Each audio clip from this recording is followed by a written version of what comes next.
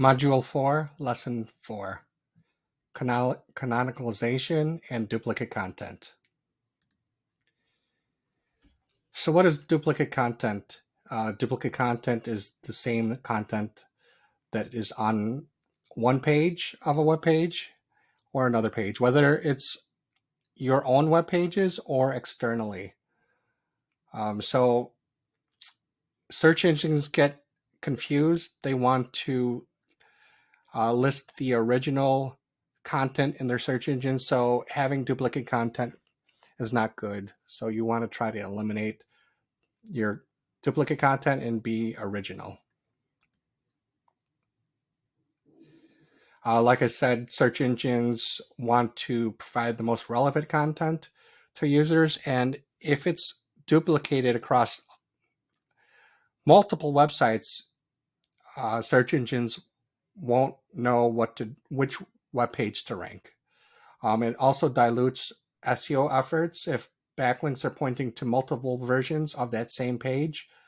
You're not going to have a strong page. You're not going to tell Google which page is the original and which is the strongest page to rank in your search engines. It's also a waste of crawl budget, meaning Google or other search engines crawl every URL of your site, but if you have URLs that are duplicate pages of others, it wastes your crawl budget. So what's the solution for duplicate content? The solution is canonicalization. It's the process of picking the best URLs when there are several choices and pointing search engines to it. It's basically telling which is the original. You can have duplicate content on the page, but to tell Google which page is the original, whether it's internal websites or external websites, you should set a canonical tag.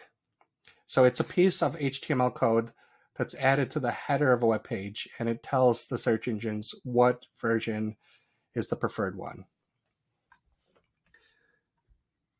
So for example, if you have products and product categories that have the same content, you want to set the canonical URL for which one you prefer.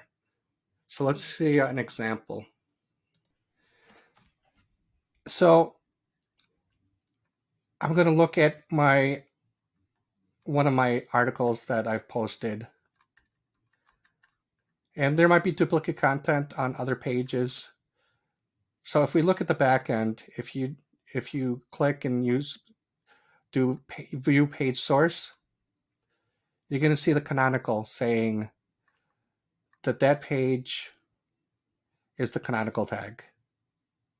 That's the preferred version.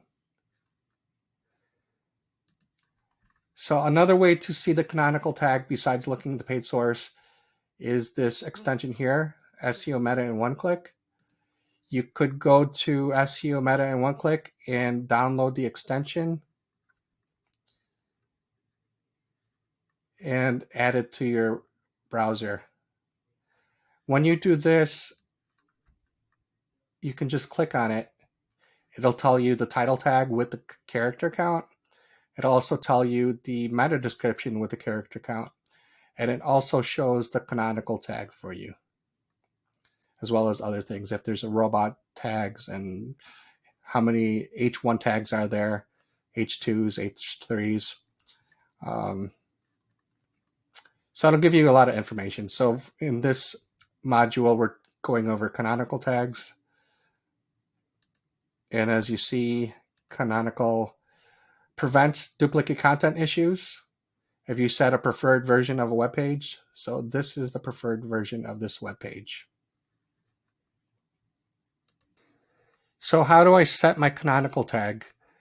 If you have a CMS like WordPress, Drupal, Squarespace, different things like that, there's usually a feature when you post like a page or a blog article. In this case, I'm using Yoast SEO. So if I go to the bottom of the article in the back end, I'll see under advanced, I can set my canonical URL. If you don't have a CMS, then you're going to have to hard code it. And meaning hard coding, you'd have to go into your heading tag and add this tag into it. But a lot of websites are CMS, so that may or may not be the case. So the best practices for canonicalization: self-referencing. Every page should have a canonical tag on it.